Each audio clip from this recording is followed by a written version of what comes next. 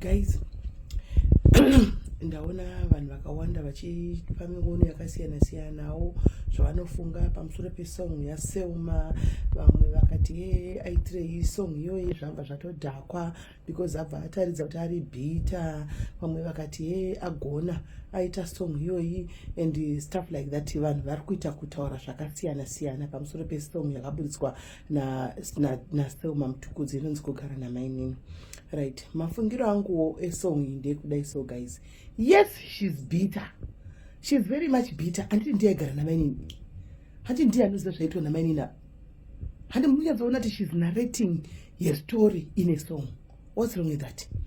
Mutukudzi chaiye baba vake vakaimba kuti takazvinzwa tese painterview kuti vakaimba song yekuti azvireve rudo handina mwanangu. Maartists akawanda anotaura zvimwe zvinoitika mukati muupenyu through masongs. They talk through my songs. Kutaura therapy through my songs, through zvakasiyana-siyana. Anditika paive nemuimbi aidiwa nevanhu stereke aigona ainzi Elias Msakwa. Anditika Soldier Love akaimba upenyu hwake. Vanhu havana kuzviziva.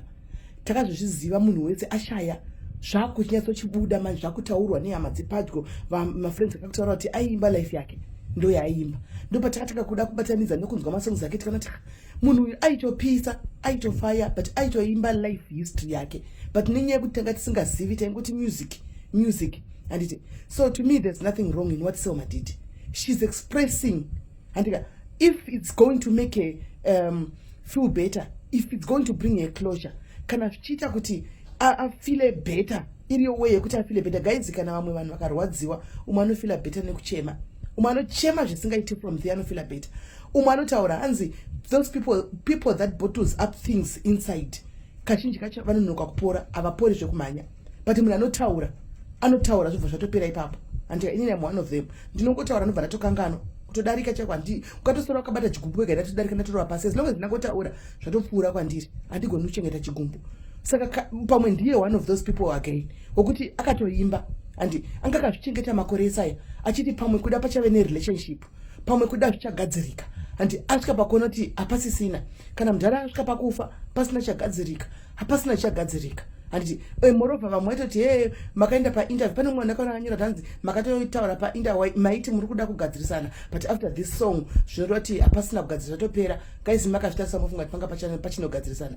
Imi kana makamutarisa chaiko Desi Kwanai yauya, guys, Desi Kwanai nyatso kumutarisa munofunga kuti pane paangachauya. Do you think she has a heart yekutanga chadzoka kuti uyai vanangu kuti gare pasi? Hapasina. Vanoziva manini vavaigara navo. That's why they sang the song.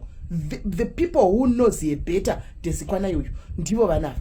That's why akati ndakuimba song akaburitsa let her express her feelings. Kana uchigona kuimba imwe chitu Selma itoimba. Kana uchigona to act a drama, wadi kutoita drama uite ma series 1 series 2 uchiita drama movie chairo rotengwa. Kana wakutosvika pakuti wakuita drama undidedzeo ndifiche mudrama imomo.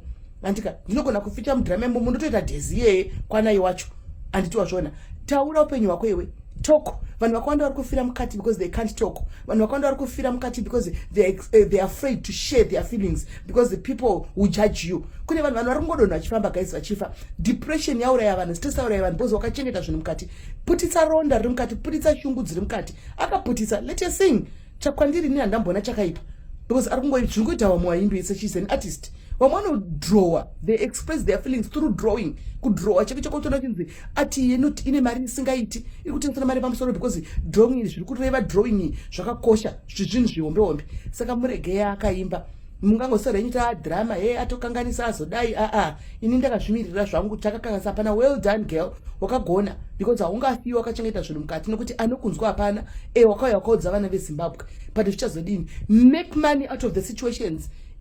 Take those lemons and make them lemonade. Wakagona haungagariri situation yako iri kukuchungurudza mwoyo wogarira futi mari yacho. Take the situation, turn it into money. Wakatogona musikana anditika iwe wachidlawo pamuzinda iwe aubram vako tisapota tichiriza zvakadaro zvichienda. Anditika saka vanhu guys ngatichage kubva tangoti wazodai mwazodai wazodai inotora mufungiro wangu mutora mafungiro enyu. But kwandiri ndikona kuti mwana wega akatozvigonera mukadzi uyu akagona stereke. Desi Kwanai, I hope now you are very happy kwauri seeing this album chitenderera kudai. So richiridzwa muchechi menyu munotorena mwatoridza Methodist. I hope you are so happy now. Antika zvawaida zvakaita. Guys, hatisi kurwa. Ndangoti ndikuudzewo muono wangu.